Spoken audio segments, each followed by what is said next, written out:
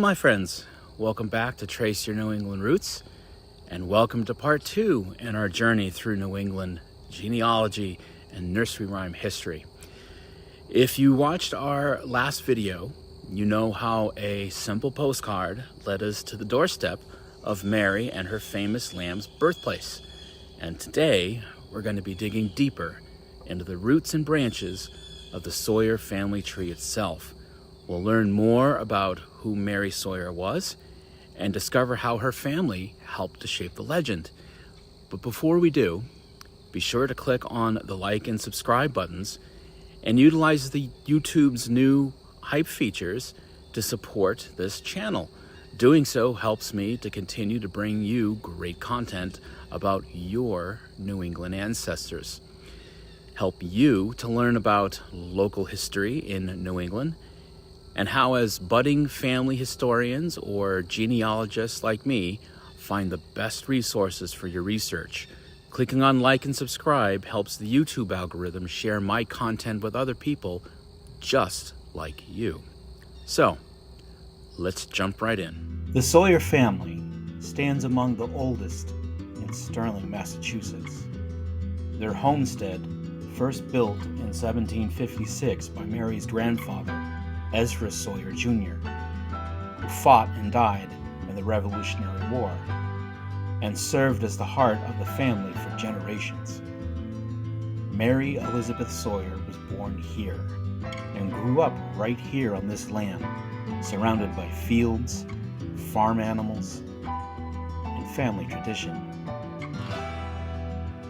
Comparing this 1830s map of Sterling, Massachusetts to modern maps of the town, we are able to visualize the landscape and topography at the time that the Mary Had a Little Lamb incident took place. Here is the approximate location of the Sawyer farm.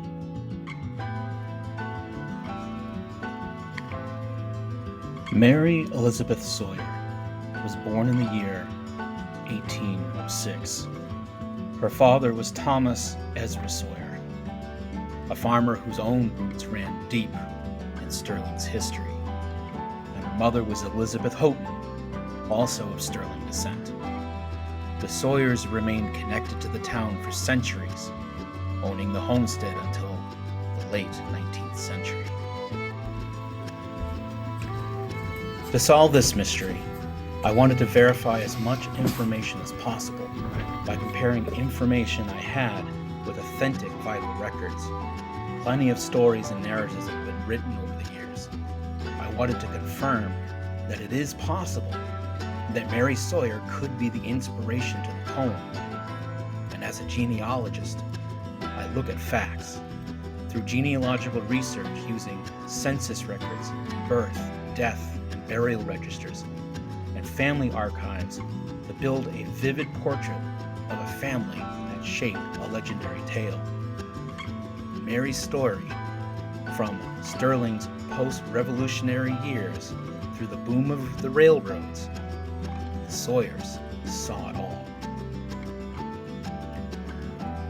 I first began by performing a record search for Mary's birth record using the FamilySearch website, which is an excellent comprehensive resource for free research. I quickly found in the Massachusetts Vital Records that Mary Elizabeth Sawyer was born on the 22nd of March, 1806. Here we can see that Mary was the youngest of several siblings, including Ezra, born in 1794, Thomas Jr., born in 1796, Amy, who also went by the name Emma, born in 1799, and then Susanna, born in 1802. It is evident that Mary's parents recorded the births of all of their children that had been born up to that point at the same time. Parents in early New England sometimes recorded the births of all of their children at once, primarily because of the way birth records were kept and the practical challenges of maintaining separate records for each birth. Birth records were often maintained privately in family Bibles rather than official town or church registries, and families could update these records collectively at one time rather than immediately after each birth. This was a practical way to preserve family history in one place. Formal birth registrations by town clerks or churches was inconsistent, and enforcement was spotty at best. So parents who valued maintaining records often relied on their own family registers, which they might update periodically. Many families experienced hardships such as illiteracy, lack of time, or transient lifestyles, making it difficult to record births promptly. Instead, they documented them during significant events like family gatherings or when the need arose for legal or probate purposes. Churches recorded baptisms, but access to officiants or services might have been difficult due to weather, travel, or other circumstances.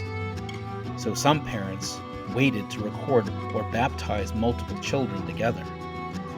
Recording births collectively was often influenced by the belief in birth dates as a type of family property or wealth. Having a family record was a status symbol, and these records served to prove age in court or social situations. The tradition of writing birth dates in family Bibles, a practice imported from England, made it easier for families to compile these important dates in one book for probate and inheritance purposes, often leading to all children's births being recorded together or retrospectively.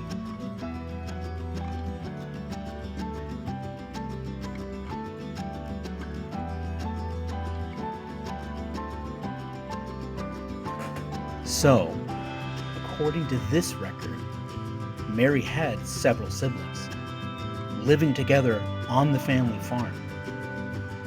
Family records indicate that she had two brothers, Ezra and Thomas.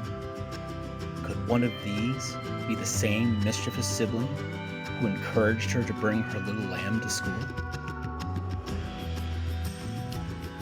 But if you recall, Mary was quoted in the last video as saying, "My brother Nat said, 'Let's take the lamb to school with us.'" So then, I decided to continue my research to see if there were any other siblings that may have been born after my initial findings had been recorded. I decided to focus my search on Mary's father, Thomas. Returning to FamilySearch, I quickly located Thomas's birth record, verifying the names of his parents, Ezra and Keziah Sawyer.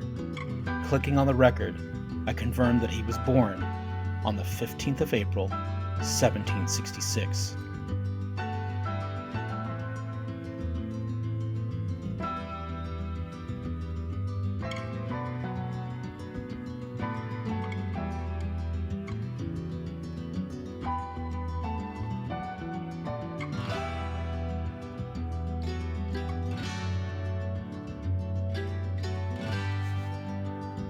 Digging further, I confirmed that Thomas's wife Elizabeth went by the name Betsy by locating their marriage record.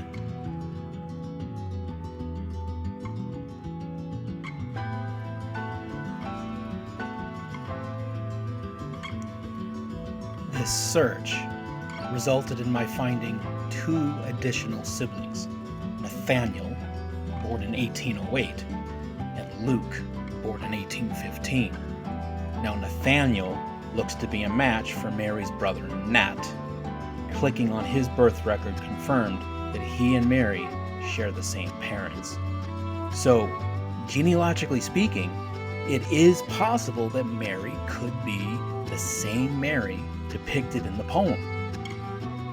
We've established that these people did indeed exist at the time that it was written.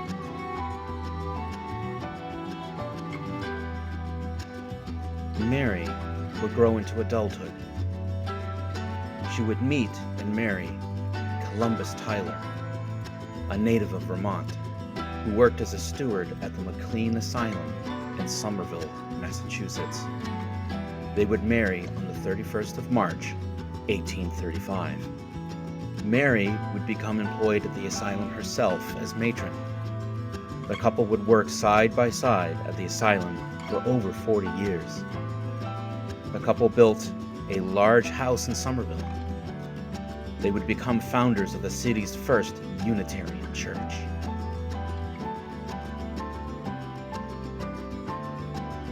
The Massachusetts 1850 census corroborates this by showing that Mary and her husband, both now in their mid-40s, had moved to Middlesex County.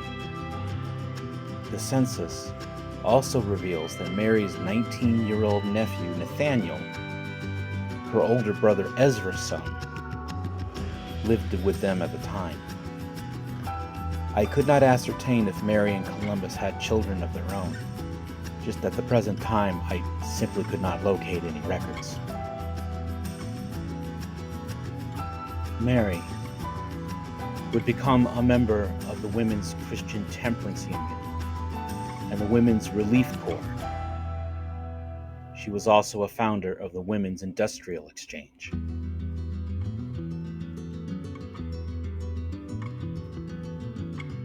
Mary had become notable not just for her childhood land, but for her work as a founding preservationist, helping to save Boston's Old South Meeting House from demolition by selling souvenirs, cards adorned with wool from her lamb's fleece. Back in the day, Mary's mother had made some stockings out of the lamb's wool for Mary, and years later, in her old age, Mary still considered them amongst her most prized possessions. Mary donated the wool from these stockings to the fundraising efforts. According to records, Mary passed away at home in Somerville on the 10th of December, 1889 at 83 years old. Her husband Columbus had predeceased her in 1981. Returning to the FamilySearch website, I was able to locate the record of her death.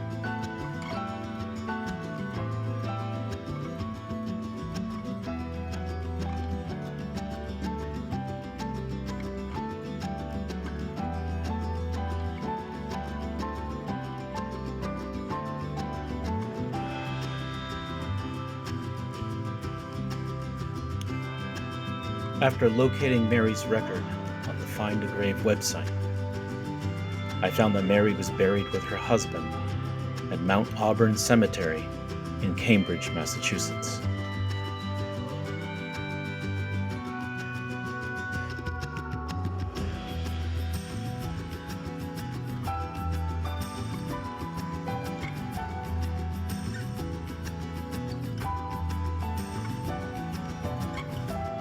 To be thorough and to close loose ends in this investigation, I once again used FamilySearch to see if there were any records to determine if the John Roulstone that Mary had described in her childhood was a real person. I located an entry for a John Roulstone who was close to Mary's age at the time this incident would have taken place, which was around 1815. If this was the same John Roulstone, he would have been a year older than Mary. Upon clicking the record, it linked me to an entry at the Find a Grave website. Sure enough, the grave is attributed to, at least to the contributor of the entry on the Find a Grave website. This John Roulstone was visiting his father and stepmother at Sterling while he was preparing to attend Harvard. He was visiting his stepbrother's school when he witnessed Mary Sawyer's lamb disrupt her classroom. Here you can see that John passed away at age 17 from consumption. So the pieces have come together to solve this genealogical mystery. The rest, they say, is history. The Sawyer family's influence can still be seen throughout Sterling, from historic meeting houses and schools to local street names. A statue in the town common commemorates Mary and her lamb, a reminder of the family story that is intertwined with local and national history.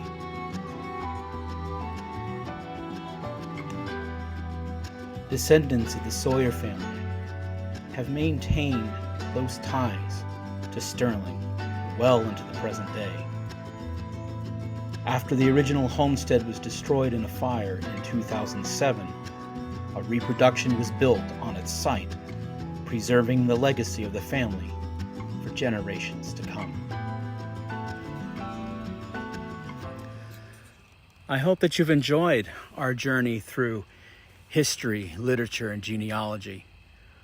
While the rhyme may echo in every classroom, its roots run deep in Sterling, where a simple act of kindness by the Sawyer family became immortalized in song. Mary's genealogical history showcases the real lives behind these beloved verses and the impact one family can have across generations. So next time you hear Mary Had a Little Lamb, remember there's an entire family, a history, and a community behind the nursery rhyme. Thanks for joining us for part 2 of the series. If you haven't seen part 1, I encourage you to click on it here so that you can get the full impact of the story. Don't forget to like and subscribe and comment below if you've seen a Sawyer in your family tree, or a story from Sterling or New England you'd like to share. Until next time, this is Eric signing off, and be sure to come back to trace your New England roots. Take care.